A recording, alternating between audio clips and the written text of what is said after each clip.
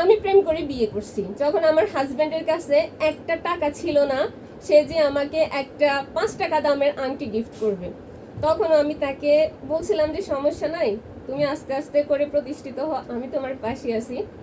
আমি ওকে ছেড়ে যাই নাই, আমি বলছিলাম যে তুমি প্রতিষ্ঠিত হও, আমি তোমার হাত ধরছি, আমি তোমাকে কখনো ছেড়ে যাব না। টাকা পয়সা মানুষের এখন না থাকলে পরে হবে আস্তে আস্তে। সো তাকে এটা বলার পর আমি তাকে আশা যেহেতু দিছি, আমার আশা তো পূরণ করতে হবে, তাই না? তাকে দেওয়া কথা রাখতে হবে, আমি তার কথা রাখছি। এখন দেখেন সে আস্তে আস্তে প্রতিষ্ঠিত হবে। হয়তো আগে কোনো কিছু ছিল না, আস্তে আস্তে সব কিছু হবে ইনশাল্লাহ, আল্লাহর রহমতে। তো আমি এগুলোর জন্য অপেক্ষা করতেছি। আজকে আমার হাজবেন্ড আমার জন্য এতগুলো জিনিস পাঠাইছে, যখন তার কাছে 1 টাকা খরচ করে একটা জিনিস দেওয়ার সামর্থ্য ছিল না, তখন আমি তার পাশে ছিলাম। আজকে আল্লাহর রহমতে তার টাকা খরচ করে আমাকে খুশি করার মতো, উপহার দেওয়ার মতো সেই টাকাটাও হয়েছে।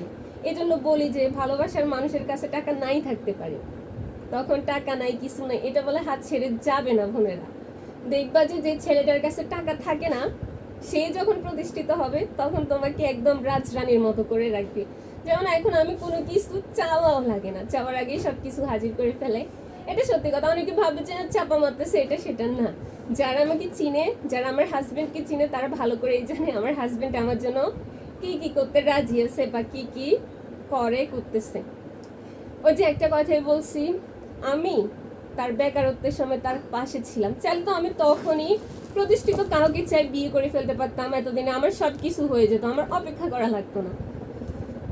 কিন্তু আমি সেটা করিনি, আমি তার জন্য ওয়েট করছি। আজকে তার প্রতিষ্ঠিত হওয়ার পর সে আমাকে ভালো রাখবে নাকি খারাপ রাখবে সেটা একান্ত তার উপরে নির্ভর করে, আমি জানি না। তবে আলহামদুলিল্লাহ আমি তাকে পেয়ে আমি অনেক বেশি খুশি।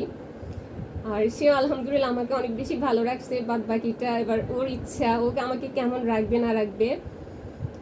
ভালো রাখলেও একান্ত ও জানে, ভালো না রাখলেও সে জানে, আমি জানি না। তো এটাই হচ্ছে সত্যি কথা। অনেকে তো বলে যে প্রেম করে বিয়ে করে ফেলছে, হ্যান ত্যান। আসলে যে এই প্রেমের পিছনে কত কাহিনী ছিল, কত স্ট্রাগল ছিল, সেটা কেউ জানে না।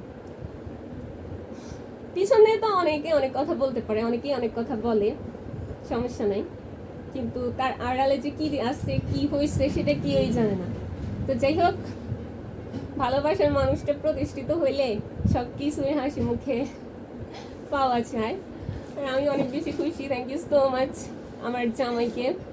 আমি তোমাকে অনেক বেশি ভালোবাসি কলিজা, অনেক বেশি। আমার জীবনের সব কিছু তুমি।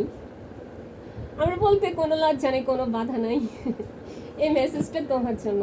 আমি তোমাকে আমার জীবনের চাইতেও বেশি ভালোবাসি।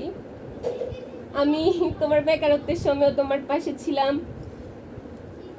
সারা জীবন তোমার পাশে থাকবো ইনশাআল্লাহ, আল্লাহর রহমতে। কি বলবো আর, শুধু এতটুকুই বলবো, এখন যেমন আছো এমনই থাকবা সব সময়। ওই যে বলছিলাম, কথা দিছিলাম, বেকার হয়েছে তো কি হয়েছে, ছেড়ে যাব না হাত। যখন দোষ তুমি আমাকে বলছিলে আমি তো বেকার, আমার হাত ছেড়ে যাইও না, কথা দিয়েছিলাম না যে তোমার হাত ছেড়ে যাব না। আমি সেই মানুষটা, তোমার কথা রাখছি। এবার আমাকে ভালো রাখবা, খুশি রাখবা, এটা তোমার দায়িত্ব। আসলে গিফটের জন্য না, আমি এমনিতেই বলতেছি, তুমি ছোট ছোট যে আমার ইচ্ছাগুলো পূরণ করো, আমি এগুলোতে অনেক বেশি খুশি। কি বলবো আমার, আসলে তুমি আমার জীবনে আসা সেরা মানুষ। আমি তোমাকে বেশি অনেক বেশি খুশি। আমার বলার মতো কোনো কিছু নাই। বাদ বাকি এটা তোমার হাতে, তুমি আমার যেমন রাখো, যেভাবে রাখো।